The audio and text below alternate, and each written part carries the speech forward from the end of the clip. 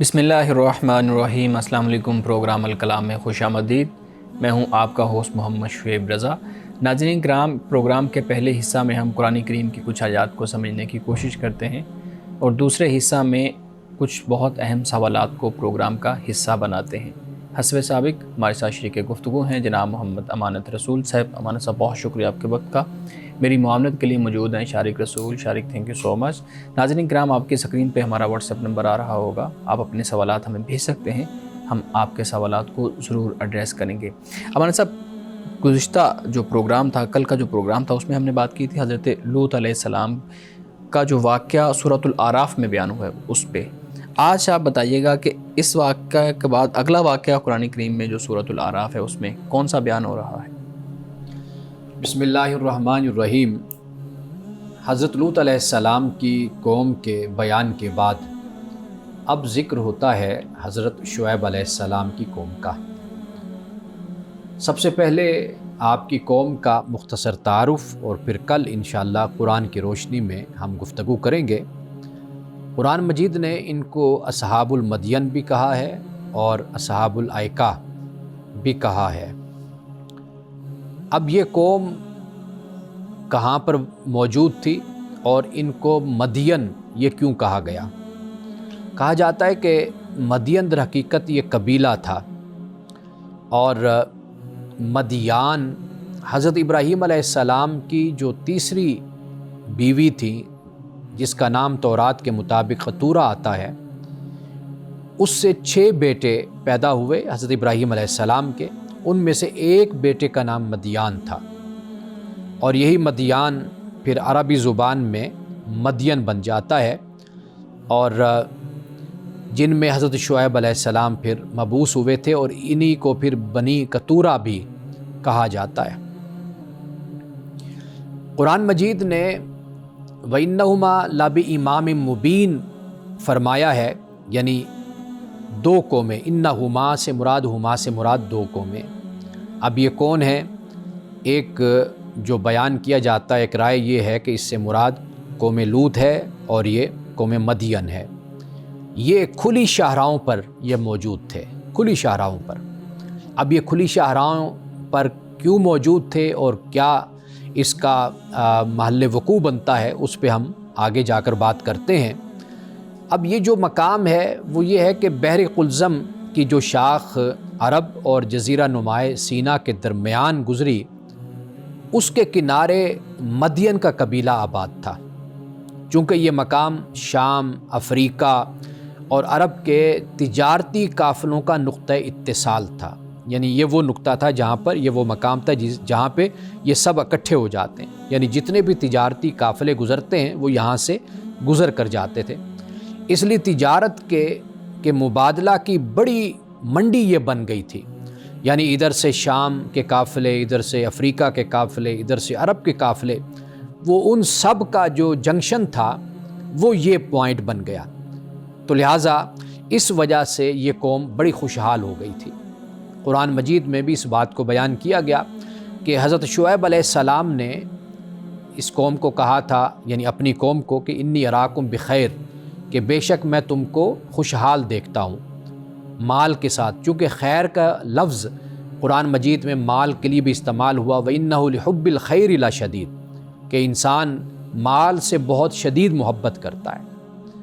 تو یہاں پر حضرت شعیب علیہ السلام نے اپنی قوم سے ہی کہا کہ بھئی میں تمہیں خوشحال، میں تمہیں دیکھتا ہوں۔ اب قرآن مجید نے اسی قوم کو اصحاب الایکہ بھی کہا ہے، اور اصحاب الایکہ ایک سرسبز و شاداب جو جھاڑیاں ہوتی ہیں ان کو کہا جاتا ہے، کہ یعنی جو ہرے بھرے درختوں کی کثرت کی وجہ سے جنگلوں میں اگتی ہیں۔ یعنی جب آپ بلندی سے اوپر سے آپ جب دیکھتے ہیں تو نیچے آپ کو زمین نظر نہیں آتی، ہر طرف ہریالی ہریالی نظر آتی ہے، یعنی وہ جو درختوں کے آس پاس ہر طرف یہ جو قرآن مجید نے بیان کیا کہ یہ جھاڑیاں، اصحاب الایکہ ان کو کہا گیا۔ اب یہ مدین اور اصحاب الایکہ، مفسرین نے اس پر یعنی اختلاف کیا ہے۔ ایک رائے تو یہ ہے کہ مدین اور اصحاب الایکہ یہ ایک قبیلے کے 2 نام ہو جاتے ہیں، یعنی مدین تو وہ ہو گئے کہ مدیان سے حضرت ابراہیم علیہ السلام کے بیٹے تھے، ان کی اولاد اور نسل سے تھے، جن کو بنی قطورہ بھی کہا گیا، ایک تو یہ وجہ ہوگی۔ پھر اسی قبیلے کا نام اصحاب الائکہ بھی، اس لیے کہ اصحاب الائکہ یہ جھاڑیوں والے ہو گئے، اس لیے کہ ہم نے یہ پڑھا اور دیکھا ہے کہ تجارتی قافلوں کا نقطہ اتصال، ملاقات کا جو نقطہ اور مرکز تھا وہ یہ علاقہ تھا، تو لہٰذا اصحاب الائکہ اس خوشحالی کی وجہ سے بھی ان کو کہا گیا۔ لیکن ایک بات کہ جو ابن کثیر نے بیان کیا، علامہ ابن کثیر نے، وہ یہ کہتے ہیں کہ ایکا در حقیقت ایک درخت تھا کہ جس کی اس قوم نے پوجا کرنا شروع کر دی تھی۔ اب یہ پوجا کا رواج، پرستش کا رواج بھی قوموں میں وقت کے ساتھ ساتھ رائج ہو جاتا تھا، یعنی جیسے ہم نے قوم سمود کے بارے میں پڑھا، قوم عاد کے بارے میں پڑھا اور قوم نوح کے بارے میں پڑھا، تو اسی طریقے سے یہ جو آئکہ تھا یہ ایک درخت تھا جس کی اس قوم نے پرستش کرنا شروع کر دی تھی۔ علامہ ابن کثیر اسی نقطے کو واضح کرتے ہوئے کہتے ہیں کہ جہاں اصحاب الائکہ کہا گیا ہے وہاں پہ حضرت شعیب علیہ السلام کا بھائی نہیں کہا گیا، یعنی اصحاب الائکہ یعنی چونکہ یہ پرستش کرنے والے تھے بتوں کی تو ان کو اصحاب الائکہ کہا گیا، لیکن حضرت شعیب علیہ السلام کا بھائی نہیں۔ لیکن جب مدین کی بات ہوئی ہے تو وہاں پر حضرت شعیب علیہ السلام کو بھائی کہا گیا، وَإِلَىٰ مَدْيَنَ أَخَاهُمْ شُعَيْبًا، کہ مدین کی طرف ان کے بھائی شعیب کو اللہ سبحانہ وتعالیٰ نے بھیجا تھا۔ تو لہٰذا علامہ ابن کثیر اس مقام پر یہ کہتے ہیں کہ یہ جو اصحاب الائکہ ہے، آئکہ والے جو ان کو کہا گیا، یہ در حقیقت درخت کی طرف اس کی نسبت کی گئی۔ تو لہٰذا ہمیں جو بات سمجھ آتی ہے کہ یہ جو قوم شعیب ہے یہ ایسی جگہ پر، یعنی قوم مدین ایسی جگہ پر تھی کہ جو خوشحالی کا مرکز تھا اور مقام تھا، اور یہی دولت اور یہی خوشحالی اور یہی جو فراخی رزق کی ان کو نصیب ہوئی تھی، یہی در حقیقت ان کے لیے تکبر کا اور ان کے لیے نافرمانی کا اور ان کے لیے سرکشی کا باعث بنی۔ حضرت شعیب علیہ السلام نے ان کو دین کی دعوت دی، ان کو دین کی طرف بلایا، اور اسی تجارت کی وجہ سے جو ایک بڑی خرابی ان کے اندر پیدا ہوئی، وہ خرابی ہوئی کہ انہوں نے لوگوں کے ساتھ فراڈ کرنا شروع کر دیا، یعنی تجارت میں جو گھپلے ہوتے ہیں، تجارت میں جو دو نمبری ہوتی ہے، تجارت میں جو بدعنوانی اور بےایمانی ہوتی، یہ انہوں نے اختیار کیا۔ یعنی مثال کے طور پر کہ لوگوں سے قیمت وصول کر لی لیکن چیز اس سے کم دے دی، یا ملاوٹ کر دی، یا تول کر کم دے دیا۔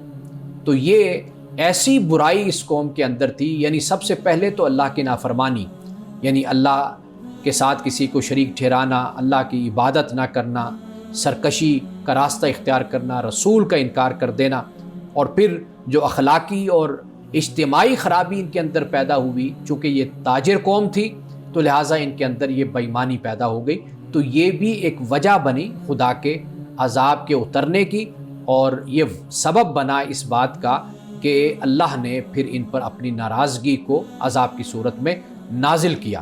تو لہٰذا اس میں جو بات ہمارے لیے سمجھنے والی ہے وہ یہ ہے کہ آج ہم بھی تجارت کرتے ہیں، کاروبار کرتے ہیں، بدقسمتی سے یہ بات کہنا پڑتی ہے کہ یہاں پر الا ماشاء اللہ کوئی ایسی دکان، کوئی ایسا مقام اور پوائنٹ آپ کو نہیں ملے گا کہ جہاں پر آپ بڑے بھروسے، یقین اور اعتماد کے ساتھ جا کر کوئی چیز خرید سکیں۔ یعنی عمومی چال چلن معاشرے کا بدقسمتی سے آج ہمارا یہ بن چکا ہے کہ کہیں سے بھی کوئی خالص چیز ہمیں میسر نہیں آتی۔ ناظرین اکرام، یہاں وقت ہوا چاہتا ہے ایک بریک کا، ہمارے ساتھ رہیے گا۔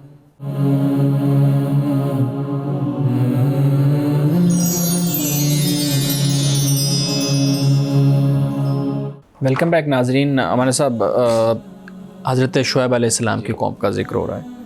برائیاں ان میں بھی ہیں، فساد اور پھر ناپ تول میں کمی کرنا اور پھر دوسروں کو نقصان پہنچانا، تجارت کے اندر دو نمبری کرنا، یہ سب جب ہم ایسی سب برائیوں کو دیکھتے ہیں، جیسے مثال کے طور پہ ہم قوم لوط کو دیکھ لیں، اس سے پہلے قوم ہود کو، پھر اس طرح سے ساری اقوام کو ہم دیکھیں، تو اگر ہم دو دو چار چار جو برائیاں قرآن بیان کر رہے ہیں ان کو اکٹھا کریں تو ساری برائیاں اکٹھی ہو کے ہماری قوم کے اندر آ جاتی ہیں، اور وہ ہم دیکھتے ہیں کہ ساری برائیاں منہاج المجموع ہماری قوم کے اندر موجود ہیں۔ تو یہ نفسیات کیا ہے کہ ہماری قوم ان کو پڑھتی بھی ہے، قرآن کو صبح اور شام دکانوں کے اندر اپنے معاملات کے اندر لے کے بھی آتی ہے، دکان پہ سورہ یاسین بھی لگی ہوتی ہے، سورہ اعراف بھی لگی ہوتی ہے، فساد کا ذکر بھی ہو رہا ہوتا ہے، ناپ تول کی کمی کا ذکر بھی ہو رہا ہوتا ہے، لیکن اگلے ہی لمحے ناجائز جو ہے نا وہ معاملات چلنا شروع ہو جاتے ہیں. یہ نفسیات کیوں ہے کہ ہم قرآن کو پڑھتے ہیں لیکن سمجھتے نہیں ہیں؟ دیکھیے، قرآن مجید کو جب آپ ایک فضیلت کی کتاب بنا لیتے ہیں نا،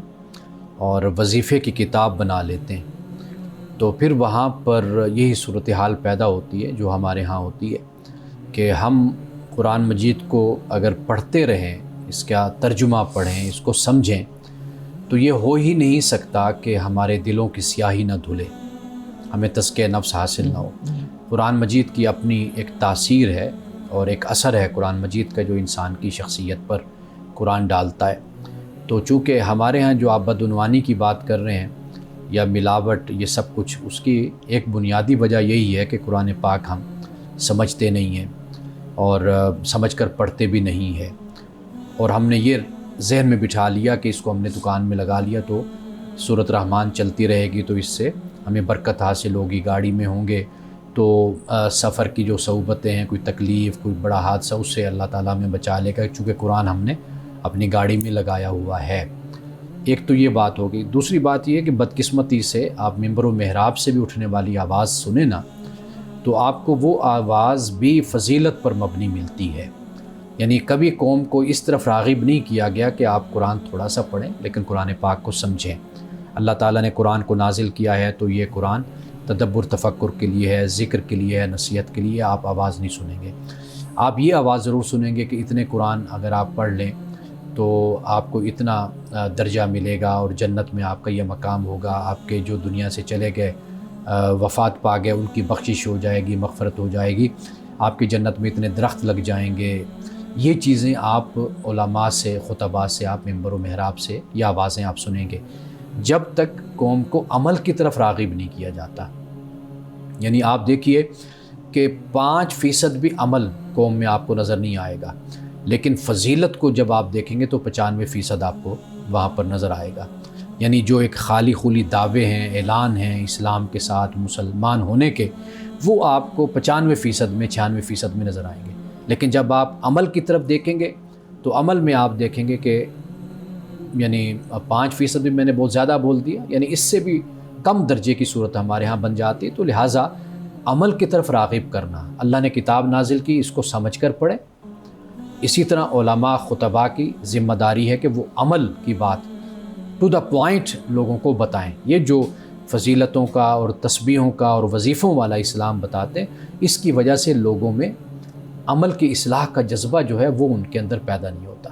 صحیح. اسی ضمن میں میرا ایک سوال ہے جی، کہ نہ صرف یہ کہ ہم یہ سیریس نہیں لیتے کہ ہماری جو صفات ہیں وہ ان قوموں کے ساتھ مماثلت رکھتی ہیں کہ جن کے بارے میں اللہ تعالیٰ نے قرآن میں ذکر کیا، ہم سیریس نہیں لیتے اس بات کو، اور ہم سمجھتے ہیں کہ ہمیں پھر بھی جنت مل جائے گی، ہمیں جنت حاصل ہو جائے گی.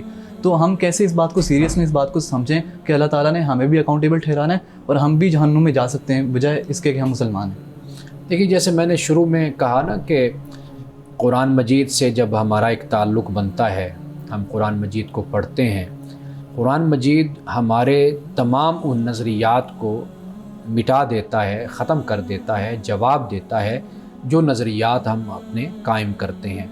یعنی جو ہمیں اپنے گھر سے ملتے ہیں، جو ہمیں اپنی مسجد سے ملتے ہیں، مدرسے سے ملتے ہیں، تعلیمی ادارے سے ملتے ہیں، قرآن مجید ان کو دھو کر رکھ دیتا ہے.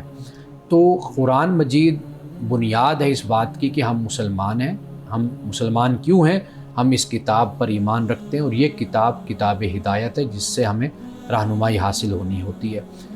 تکرار جو ہوتا ہے نا، قرآن پاک نے جس کو کہا کہ تصریف آیات کو بار بار اللہ تعالیٰ دلائل کو لاتا ہے، بار بار آیات کو بیان کرتا ہے، یہ وہ چیزیں جو انسانی نفسیات کو، انسانی شخصیت کو متاثر کرتی ہے. ایسا نہیں ہو سکتا کہ کوئی سیرپ نہیں ہے کہ جو پانی میں ملا کر دے دیا جائے یا پلا دیا جائے، کوئی انجیکشن نہیں جو ٹیکہ لگا دیا جائے، انجیکشن لگا دیا جائے اور جس کا نتیجہ انسان کو کچھ دیر میں مل جائے.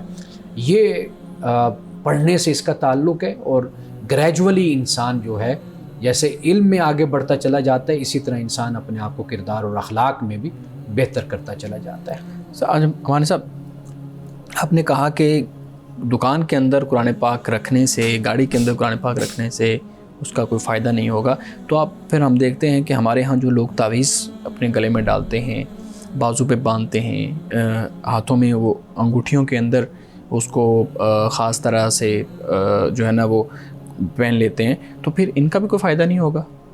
دیکھیے، پہلی بات یہ ہے کہ جو قرآن مجید کا ذکر ہوا، قرآن مجید کو اللہ تعالیٰ نے بطور ہدایت کے نازل فرمایا، اور اللہ کی کتاب کا جو فائدہ ہے، سب سے بڑا فائدہ وہ یہ ہے کہ ہم اس کو پڑھیں گے، سمجھیں گے تو ہماری زندگیوں میں اس سے تبدیلی آئے گی۔ ایک تو یہ بات ہے۔ دوسری بات یہ کہ یہ جو برکت کو بیان کیا جاتا ہے اور برکت کا جو مفہوم ہم اپنی طرف سے لیتے ہیں، وہ مفہوم قرآن اس کو بیان نہیں کرتا۔ اصل کیا ہے کہ اگر کسی چیز کا کوئی ثبوت اور کوئی دلیل آپ کو کسی حوالے سے ملتی ہے، رسول اللہ کی سنت سے مل جاتی ہے، قرآن سے ملتی ہے، تو اس بنیاد پر آپ اس کو اختیار کرتے ہیں۔ جہاں تک آپ نے تعویذ کی بات کی، دیکھیے اب تعویذ کا جو ہے اس پر ہمارے ہاں علماء کے درمیان اختلاف ہے، یعنی ایک تو کلی طور پر اس کو رد کرتے ہیں کہ بھئی یہ نہیں ہونا چاہیے۔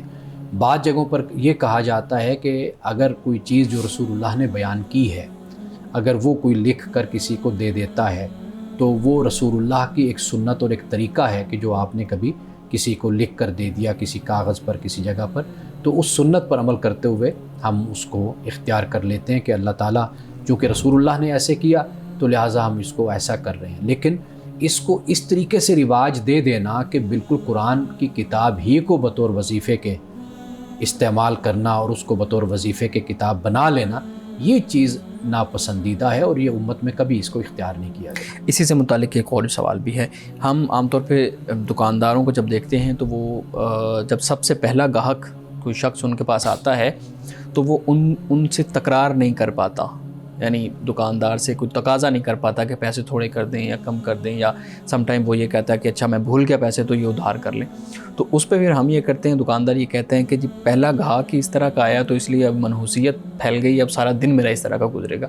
تو آپ بتائیے گا کہ جو پہلا گاہک ہوتا ہے اس کو اس چیز کا خیال کرنا چاہیے کہ وہ قیمت کم نہ کروائے، وہ پیسے فوراً دے کے جائے، وہ کوئی تھوڑی سی ایسی معاملات بھی کر کے جائے جس کی وجہ سے اس کا دن اچھا گزرے؟ دیکھیے، یہ ایک توہم ہے، یعنی اس کا کوئی بھی لاجیکلی کوئی اس کا تعلق اس سے نہیں بنتا۔ آپ صرف اتنا کہہ سکتے ہیں کہ چونکہ پہلا ہے تو انسان کا مزاج، اس کی طبیعت اگر اچھا سودا ہو جائے تو واضح بات ہے اس کے اچھے اثرات انسان پر مرتب ہوتے ہیں۔ یہ ایسے ہی ہے کہ جیسے ہم پروگرام کرتے ہیں یا کوئی کام کرتے ہیں تو اگر شروع میں کچھ اچھا کام ہم سے ہو جائے تو اس کا پھر ہمیں اطمینان یہ ہوتا ہے کہ آخر تک اس کے اثرات ہماری شخصیت پر موجود رہتے ہیں۔ آپ اس کو اس نفسیاتی حوالے سے آپ لے سکتے ہیں، تو اس کا ویسے کوئی دین سے، کوئی مذہب سے اس کا کوئی تعلق نہیں ہے۔ یہ ایک توہم ہی ہے جو ہم نے پالا ہوا ہے کہ اگر ایسا ہو گیا تو لہٰذا ہمارا سارا دن جو ان سے تباہ و برباد ہو جائے گا، ہمیں اچھی جو ہے سیل نہیں ہماری ہوگی، مال ہمارا نہیں بکے گا۔ یہ ہماری اپنی بنائی ہوئی بات ہے۔ اس کو ایک پہلو سے جیسے میں نے بیان کیا، یہ ممکن ہے کہ جیسے انسانی first impression is the last impression جس کو کہا جاتا ہے، کہ اگر شروع کا آپ کا کوئی قدم صحیح اٹھ جاتا ہے، اس کا آپ کو یہ فائدہ ہو جاتا ہے کہ آخر تک پھر آپ بڑے اعتماد اور حوصلے کے ساتھ آپ چلتے رہتے ہیں۔ تو اس کو اس طریقے سے دیکھا جا سکتا ہے۔ صحیح۔ ناظرین کی طرف سے سوال ہے، پوچھتے ہیں قومی جو بچت بینک ہے اس میں پینشن اکاؤنٹ کھلوانا کیسا ہے؟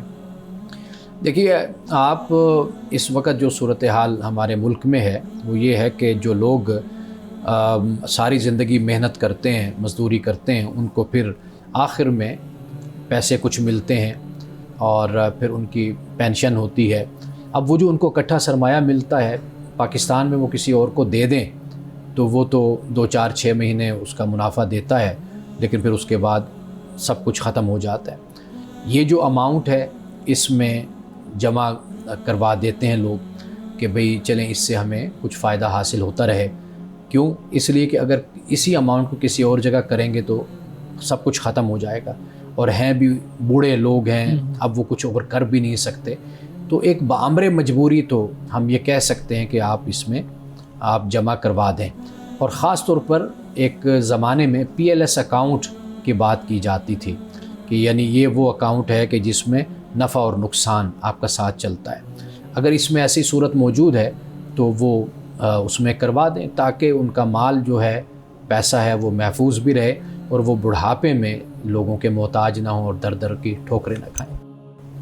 ناظرین کرام، یہاں وقت ہوا چاہتا ہے ایک بریک کا، ہمارے ساتھ رہیے گا۔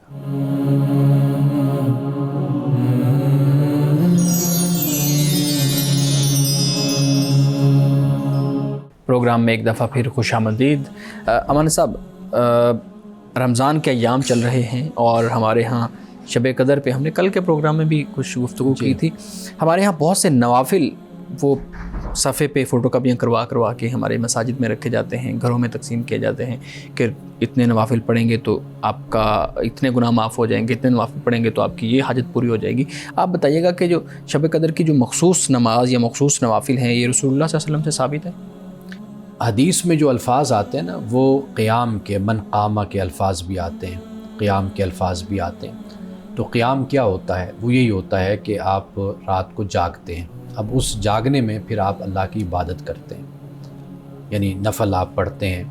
اب رسول اللہ صلی اللہ علیہ وسلم سے جو منقول ہے وہ تو تہجد کی نماز ہے۔ ٹھیک۔ باقی یہ ہے کہ اگر کوئی اس رات کو جاگتا ہے یا رمضان المبارک کی راتوں میں اگر جاگتا ہے تو وہ نوافل پڑھ سکتا ہے۔ اور انسان کا ایک تو رجحان ہوتا ہے اپنا، یعنی اس طریقے سے کوئی قرآن کی تلاوت سے کسی کا تعلق ہوتا ہے، کوئی مسائل میں غور و فکر کا وقت گزارتا ہے، کوئی نفل پڑھ لیتا ہے، کوئی کسی اور نیکی کے کام میں مشغول ہوتا ہے۔ بہت لوگ ایسے ہیں کہ جو سحری بھی کرواتے ہیں، لوگوں کا روزہ بھی رکھواتے ہیں، وہ پکانے میں، کھانے میں، غرباء کے لیے، یتامہ کے لیے، مساکین کے لیے اس میں مصروف ہوتے ہیں۔ تو گویا کہ مختلف انسان کے رجحان ہے، اس کے مطابق وہ اس رات کوئی نیکی کا عمل کرتا ہے۔ لیکن قیام کا جو لفظ ہے وہ ہمیں یہ بتاتا ہے کہ اگر کوئی رات کو جاگ کر تہجد پڑھتا ہے، ویسے نوافل پڑھتا ہے، تو وہ بالکل وہ پڑھ سکتا ہے اور اس کا بڑا اجر ہے، بڑا ثواب ہے۔ صحیح۔ آپ نے سحری کی، افطاری کی بات کی ہے کہ کچھ لوگ اس طرح رمضان المبارک میں کرواتے ہیں۔ ہمارے ہاں پچھلے کچھ سالوں سے کچھ انفرادی طور پہ بھی اور بزنس مین اور کچھ آرگنائزیشنز بھی بڑی بڑی سحر اور افطار کا انتظام کرتے ہیں، جس میں وہ شتر مرغ کے گوشت اور اسی طریقے سے ہرن کا گوشت آ رہا ہے، اسی طریقے سے بڑی جو اس طرح کی ڈشز ہیں وہ آ رہی ہیں۔ یہ بھی اسراف نہیں ہے؟ مطلب ایک طرف آپ کے ہاں وہی لوگ جن کے لیے آپ شتر مرغ پکا رہے ہیں وہ ایک دوسرے کے سے لڑ کے آپ کے پاس شتر مرغ کھانے آ رہے ہیں، اور دوسری طرف آپ ان کو بتا رہے ہیں جی ہم نے شتر مرغ یا ہم نے ہرن کا گوشت آپ کے لیے پکایا۔ دیکھیے، عرب کے معاشرے میں نا یہ جو سخاوت ہے، دریا دلی، یہ مشہور ہے۔ عرب کا یہ کلچر بھی تھا، وہ مہمانوں کے لیے اپنے اونٹ تک ذبح کر دیا کرتے تھے، دل کھول کر دسترخوان سجاتے اور بڑھاتے تھے۔ رسول اللہ صلی اللہ علیہ وسلم کی اپنی بھی سنت، آپ کا اپنا طریقہ بھی یہی تھا کہ آپ بہت زیادہ، یعنی آپ علیہ الصلوۃ والتسلیم سے پہلے انبیاء علیہ السلام کا بھی یہ طریقہ رہا، حضرت ابراہیم علیہ السلام کا بھی یہ طریقہ۔ یہ ایک خوبی ہے، دریا دلی، سخاوت، دسترخوان بچھانا، یہ سب کچھ۔ لیکن ہمارے ہاں قابل اعتراض اس لیے ہو جاتی ہے یہ بات کہ چونکہ ہمارے ہاں جو نظام ہے، جو سسٹم ہے اور جس طرز پر ہم لوگ زندگی گزارتے ہیں، اس میں چونکہ ظلم ہے، ناانصافی ہے اور تفریق ہے اور کلاسز کا بہت زیادہ فرق ہے، جس کی بنیاد پر پھر یہ سوالات اٹھتے ہیں۔ یعنی مثال کے طور پر ایک طرف یہ صورتحال ہو جاتی ہے کہ لوگ پورا سال روزگار کے لیے پریشان رہتے ہیں، معاشی حوالے سے پریشان رہتے ہیں، لیکن ہم دیکھتے ہیں کہ رمضان میں انہیں لوگوں کو ہرن کا گوشت یا بہت بڑی دعوتیں ان کو کھلائی جاتی ہیں۔ تو یہاں پر پھر یہ سوال اور یہ اعتراض کھڑا ہوتا ہے۔ ورنہ اگر اٹ سیلف دیکھا جائے تو یہ کام بہت اچھا کام ہے کہ آپ دسترخوان کو بڑھاتے ہیں، آپ لوگوں کو لاتے ہیں، ان کو کھانا کھلاتے ہیں۔ باقی جو نیتوں کا حال ہے وہ اللہ سبحانہ و تعالیٰ جانتا ہے کہ ایک بندہ آیا کہ ریاکاری کے لیے کر رہا ہے، دکھاوے کے لیے کر رہا ہے، یا صرف خدا کی رضامندی اور خوشنودی کے لیے کر رہا ہے۔ یہ فیصلہ تو ہم نہیں دے سکتے، لیکن بہرحال یہ ہے کہ یہ اٹ سیلف بذات خود یہ عمل تو بہت ہی اچھا ہے کہ دسترخوان کو جتنا ہو سکے اس کو وسیع کیا جائے۔ بالکل ٹھیک ہے۔ اچھا، شب قدر، ایک گناہ گار کو اس رات کے اندر، شب قدر کی جو رات ہے، شب ہے، اس میں کیا کرنا چاہیے کہ وہ خود کو خدا کے سامنے کیسے پیش کرے، خدا کے ساتھ اپنے تعلق کو کیسے جوڑے؟ سب سے بڑا جو طریقہ ہے اور جو ذریعہ ہے وہ ہے توبہ۔ ان راتوں میں، اور ویسے بھی انسان استغفار کرتا رہے۔ رسول اللہ صلی اللہ علیہ وسلم اپنی حیات مبارکہ میں آپ یہ فرماتے ہیں کہ میں دن میں 70 مرتبہ استغفار کرتا ہوں، اللہ سے مغفرت طلب کرتا ہوں۔ تو ان راتوں میں ایک مسلمان اپنے آپ کو پیش کرتا ہے اللہ کی بارگاہ میں، احتساب کے لیے پیش کرتا ہے، اللہ سے معافی مانگتا ہے، اور ان راتوں میں آئندہ زندگی کے لیے اس بات کا وہ عہد کرتا ہے کہ میں اپنے آپ کو جو میری ماضی کی زندگی تھی میں اس سے بالکل اپوزٹ اب زندگی گزاروں گا۔ ماضی میں گناہ تھے اور سرکشی تھی اور نافرمانی تھی، اب آئندہ زندگی میں میں اس سے پرہیز کروں گا۔ تو سب سے اللہ تعالیٰ سے انسان کا جو تعلق قائم ہوتا ہے وہ یہی ہے کہ توبہ کر کے انسان آئندہ اچھی زندگی گزارنے کا اللہ سے عہد کرے، وعدہ کرے۔ صحیح جی، شارق آپ سوال کرنا چاہیں؟ جی میں رمضان کے حوالے سے کچھ سوال کروں گا۔ تو رمضان میں ہم دیکھتے ہیں جب بھی آتا ہے تو کچھ گیم شوز آ جاتے ہیں، کچھ ڈراماز کریٹ کیے جاتے ہیں، اور رمضان کے نام سے منسوب کچھ کرکٹ ٹورنامنٹس بھی دیکھنے کو ملتے ہیں۔ تو کیا یہ جو عمل ہیں، یہ جو چیزیں ہیں، کیا یہ رمضان کے تقدس کے خلاف نہیں؟ اچھا، ایک تو یہ ہے کہ رمضان المبارک ہمارے لیے احترام کا مہینہ ہے اور روزے رکھنے کا مہینہ ہے۔ سب سے پہلے تو ہر حوالے سے اسی کو ہی ترجیح حاصل ہونی چاہیے، یعنی روزوں کو، رمضان کو، اور اس میں عبادت اور ریاضت اور تلاوت اور اس کا شوق اور رجحان انسان کا ہونا چاہیے، لیکن زندگی کے دیگر معاملات کو بالکل کاٹ نہیں دینا چاہیے۔ یعنی اگر کوئی روزی کماتا ہے تو وہ روزی کمائے، جو دفتر جاتا ہے وہ دفتر جائے، جو کوئی جاب کرتا ہے وہ جاب کرے، یہ یعنی کام ساتھ رہنے چاہیے، لیکن رجحان توجہ رمضان کے جو کہ تقاضے ہیں، اور یہ سال میں ایک مرتبہ مہینے میں آتا ہے، ایک مہینہ آتا ہے، تو اس میں زیادہ توجہ انسان کی اس طرف ہونی چاہیے، کام بھی ساتھ ساتھ چلتے رہنا چاہیے۔ لیکن جو ہمارے ہاں طریقہ کار ہوتا ہے کہ ایک خام خواہ ایسی یعنی کوئی مصروفیت اور سرگرمی شروع کر دی جاتی ہے جس سے لوگوں کی بالکل توجہ ہٹ جاتی ہے، یہ بالکل نامناسب رویہ اور طریقہ ہے، یہ نہیں ہونا چاہیے۔ میں کہیں پر سن رہا تھا کہ مردوں کو افطار کے قریب خواتین کی ہیلپ کرنی چاہیے، مدد کرنی چاہیے کھانے کے حوالے سے گھر کے معاملات میں، لیکن جو مرد کام کر کے اپنی ذمہ داریوں سے تھکا آ رہا گھر واپس آتا ہے، کیا اس پر لازم ہے کہ وہ خواتین کی مدد بھی کرے، اپنے گھر کی خواتین کی مدد کرے؟ دیکھیے، یہ میاں بیوی کی آپس کی انڈرسٹینڈنگ ہوتی ہے، یہ نہیں ہوتا کہ انسان تھکا ہوا آیا ہے تو آ کر پھر کھڑا ہو جائے۔ ہمدرد بیوی کبھی نہیں چاہے گی کہ اس کا خاوند آ کر اس کے ساتھ آپ کچن میں مصروف ہو جائے، جو 8-10 گھنٹے کی 12 گھنٹے کی ڈیوٹی کر کے آ رہا ہے۔ تو یہ باہمی انڈرسٹینڈنگ ہوتی ہے۔ اصل جو معاملہ ہے وہ یہ ہے کہ انسان کا کولیکٹیولی جو رویہ ہے وہ ایسا ہونا چاہیے کہ جس میں ہمدردی ہو، جس میں ایک دوسرے کے ساتھ محبت کا اظہار ہو۔ یعنی کئی مرتبہ ایسے بھی ہوتا ہے کہ انسان تھکا ہوتا ہے یا انسان بیٹھا ہوا ہے، لیکن اس کے باوجود بھی وہ ہمت کر کے اٹھ کر تعاون کرتا ہے اپنی محبت اور ہمدردی کی بنیاد پر۔ یہ بالکل بے حسی کا انداز ہوتا ہے کہ دیکھتے ہوئے بھی ایک شخص صبح سے لگا ہوا ہے اور پھر اس کے ساتھ کسی طرح بھی شامل نہ ہونا، تو یہ جو چیز ہوتی ہے یہ اذیت کا باعث بنتی ہے۔ مرد پر کوئی فرض نہیں ہے، نہ عورت پر کوئی فرض ہے، یہ باہمی طور پر محبت اور پیار کا تعلق ہوتا ہے کہ جس طریقے سے انسان اپنے گھر اور خاندان کے نظام کو بناتا ہے پھر اس پر عمل کرتا ہے۔ عید کے حوالے سے کہا گیا ہے کہ عید کے دن روزہ رکھنا شیطانی عمل ہے۔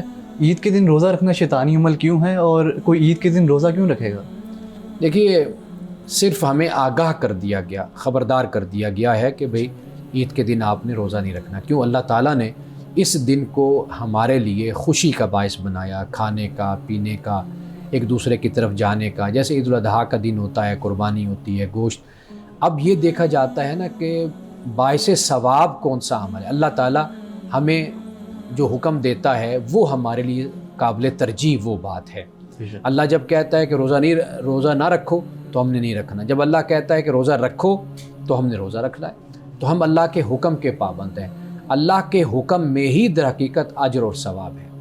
اللہ نے جب عید کا دن دیا وہ اس لیے دیا کہ بھئی آپ خوشی آپ منائیں، آپ کھائیں پئیں، تو لہٰذا اب کھانا پینا، خوشی منانا یہ باعث اجر و ثواب ہے۔ اسی طرح رمضان میں روزے رکھنا وہ باعث اجر و ثواب ہے۔ کیوں؟ اللہ کا یہاں پر یہ حکم ہے، اور عید کے دن وہ اللہ تعالیٰ کا حکم ہے۔ جب ہم اس کے اپوزٹ چلیں گے تو گویا کہ پھر ہم شیطان کے نقش قدم پر چل رہے ہیں۔ ناظرین کرام، یہاں وقت ہوا چاہتا ہے ایک بریک کا، ہمارے ساتھ رہیے۔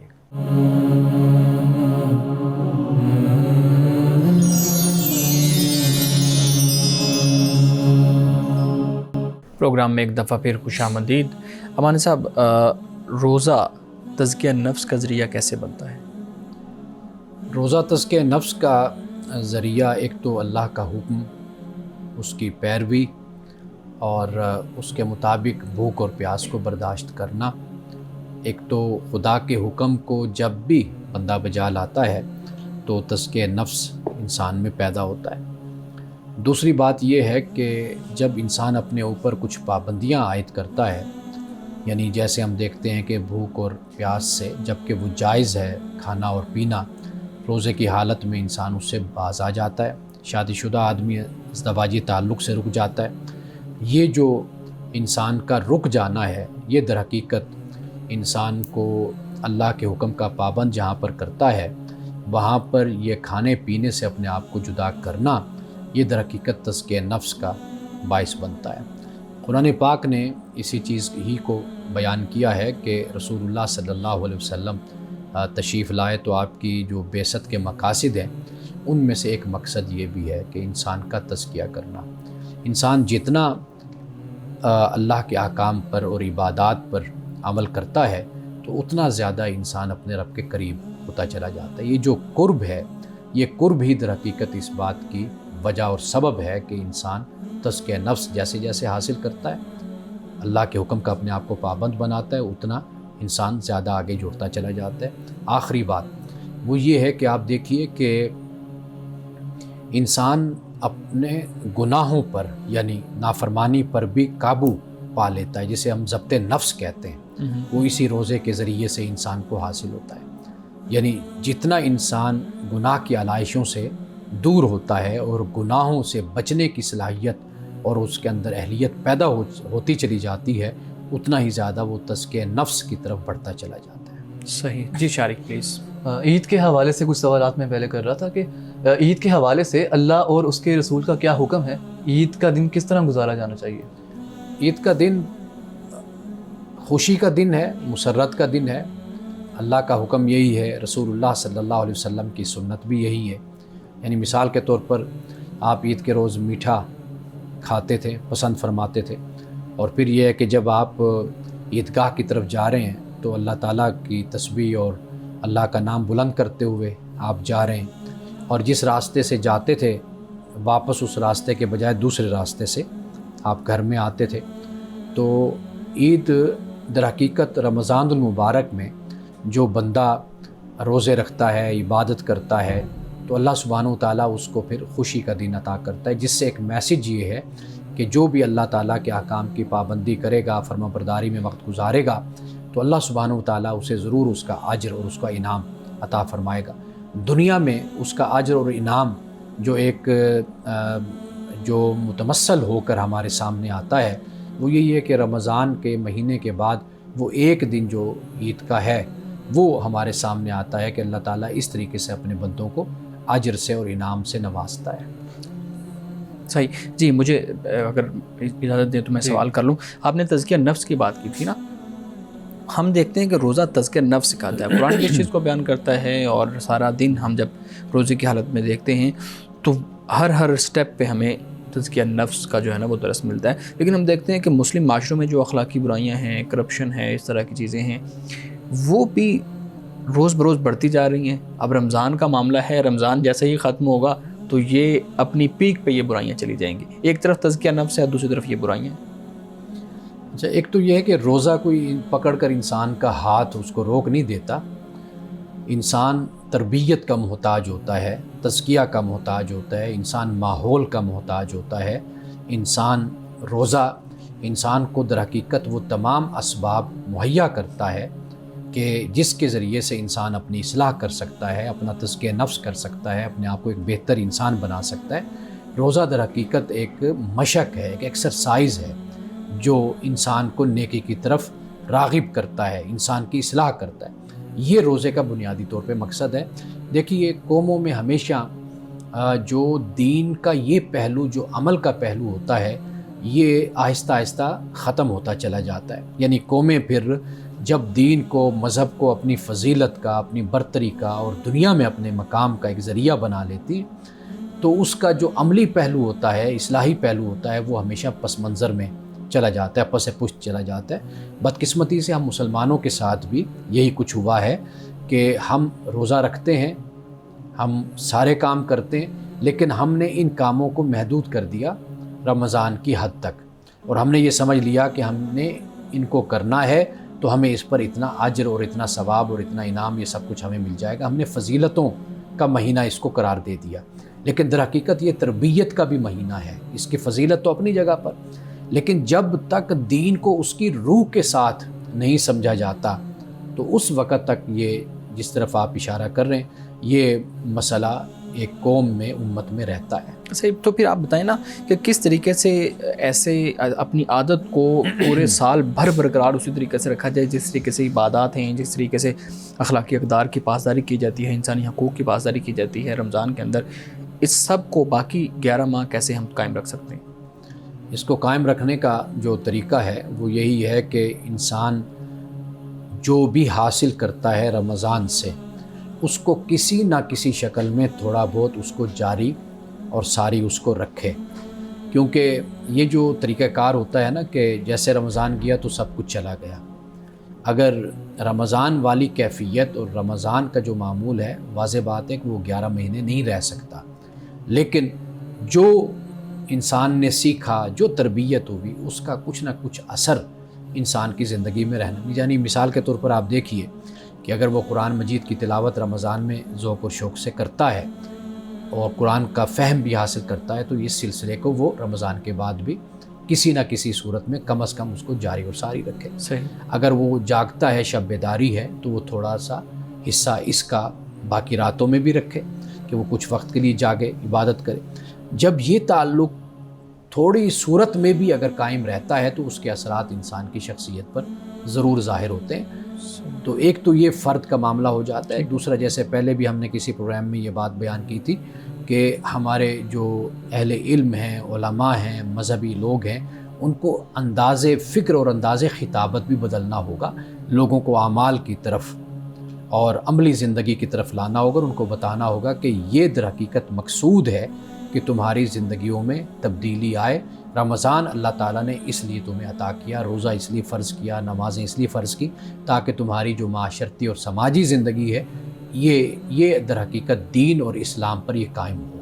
مان صاحب آج کی حدیث مبارکہ بیان کیجیے۔ آج کی حدیث حضرت عبداللہ ابن عباس رضی اللہ تعالیٰ عنہما سے روایت ہے۔ آپ فرماتے ہیں کہ رسول اللہ صلی اللہ علیہ وسلم نے اپنی زندگی کے آخری حج میں جو خطبہ ارشاد فرمایا تھا اس میں آپ نے فرمایا تھا کہ میں تمہارے لیے 2 چیزیں چھوڑ کر جا رہا ہوں، اگر تم نے مضبوطی سے انہیں تھامے رکھا تو تم گمراہ نہیں ہوگے۔